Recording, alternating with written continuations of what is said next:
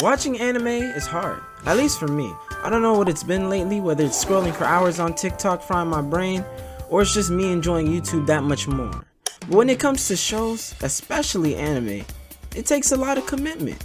When I first started watching anime, I could sit there and watch it for hours. That's not the case anymore. The moment I start an anime, if I'm not hooked in the slightest within the first 5 minutes or so, I'm out. I'm out.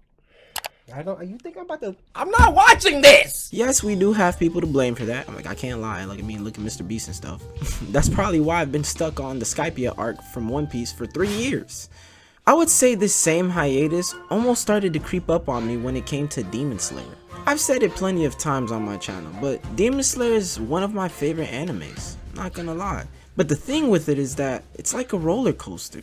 Its highs are really high, but then its lows can be, for a lack of a better word, bland. Like, I'm not gonna say flat out boring, but Demon Slayer would serve you some collard green fat bag meat, some mac and cheese on the side, and then it will serve you some regular chicken flavored ramen. After season 2 came out with the Entertainment District arc, I would say till this day is the peak of Demon Slayer. Season 3 wasn't bad, but it didn't interest me the same way. The demons were kind of buns, and the Hashira felt like one trait was their entire personality. So leading up to season 4, I was kind of worried, especially with us being told it was going to be an 8-episode training arc. Now look, personally I'm a training arc connoisseur. I like the training arc. You know what I'm saying? You see the main character strengthen up. I actually just made a video about it, and I think y'all should watch it right after this. But when that's the entire title of the whole season, I was like, nah bruh. So when season 4 came out, I was served ramen noodles again. Episode 1 to 7 was actually pretty good to me, you know. But I didn't say ramen noodles were necessarily bad. I just think some aspects fell flat. Like, I'm gonna tell you a secret. Come close. Yes. Come closer to the screen, man. I don't think Demon Slayer has ever made me laugh before. Okay. I kind of like the whole slice of life vibe Demon Slayer was going for this season. But with the stakes in mind, I was like, I mean, that's it? But that's until this guy pulled up. I didn't believe a man existed who could not be stopped by it. Is he a man or a monster? Back to the animalistic. A monster lies within chunks. Looks like the work of a wild animal.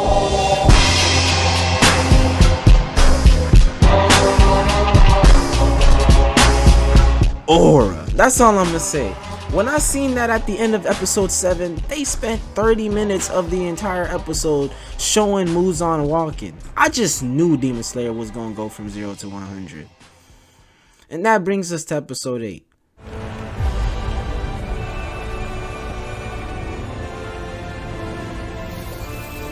This is what I've been waiting for, man. Episode 8 had everything I needed from a Demon Slayer episode. From the tension, to the hype, to the action, and to the plot twist, bruh. I'ma get there, so chill. I'ma take y'all on this roller coaster with me again. And like the video if you haven't already. I knew Muzan and the Ubuyashiki family had generational beef, but the way the episode started with them just trash talking, Muzan walking into his home talking about something, bro, you already smell like a dead corpse. Just for Ubuyashiki to say, the only thing keeping him alive is my hatred for you. But this whole scene was very eerie.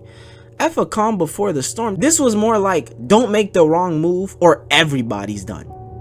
And that's exactly what happened.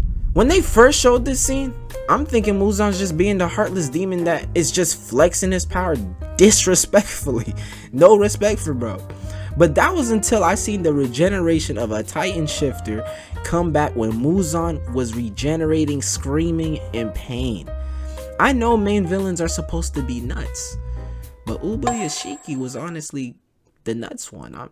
This man had the plan from the explosion to the alley-oop he sent to Tamayo to the demon slayers pulling up. And once they all arrive and Gyome announces that Muzan was there, you get this stored up anger of each demon slayer seeing the embodiment of the curse that has been plaguing their generations for years. The fact that Muzan really had the balls to pull up by himself, these Hashira was looking at Muzan like dinner. See, most villains get to talk no jutsu, whether that's the main character trying to see the good in a villain or talk him out of his ways and turn to the light. But for the Demon Slayer corpse, it was on sight, especially starting with a man himself. But hold on, why is he smiling? I'm seeing this and questioning, bro, like, there is nothing to laugh at right now. You're in a 1v6 situation with your opponent spamming their ultimates. But this is when the episode had me levitating.